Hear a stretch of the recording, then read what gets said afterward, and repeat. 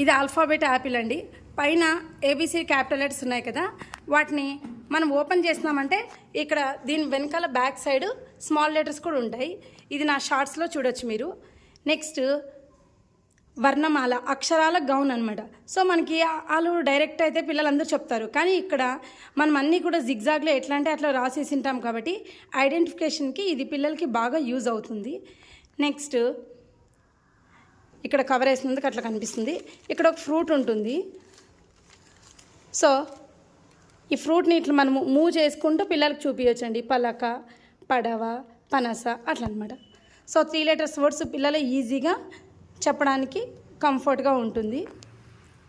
Next articles, A and the తో దాంతో వచ్చే ఆర్టికల్స్ అన్నిట్లు కూడా ఒక కైట్ లాగా మనం చేసినాం అనుకోండి, పిల్లలకి ఎప్పటికీ కూడా ఐడెంటిఫికేషన్ అనేది ఈజీగా ఉంటుంది. సో మనం ఇక్కడ ఒకే చార్ట్తో దాదాపు 100 to 150, 200 ఎన్ని వర్డ్స్ అన్నా నేర్పించవచ్చండి.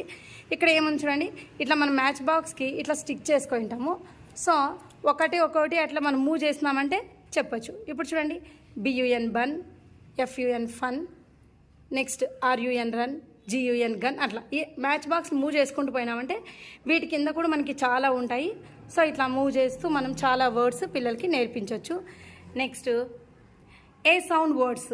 సో ఏ సౌండ్ వర్డ్స్ని ఒక ఫ్లవర్ వాజ్ లాగా పెట్టేసినాం అనుకోండి, అంటే ఒక కుండీలో మనకి ఫ్లవర్స్ లాగా పెట్టేస్తే పిల్లలు ఈజీగా ఇంట్రెస్టింగ్గా నేర్చుకుంటారు.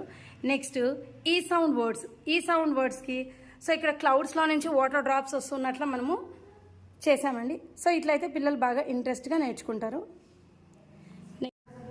సో ఇది కంజంక్షన్ అంటే ఏమి, కంజంక్షన్లో వచ్చే వర్డ్స్. నెక్స్ట్ హ్రస్వాలు.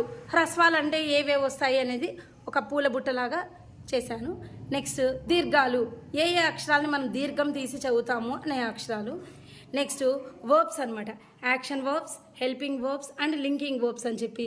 సో ఇవన్నీ కూడా మనము వర్బ్స్కి సంబంధించిన చార్ట్.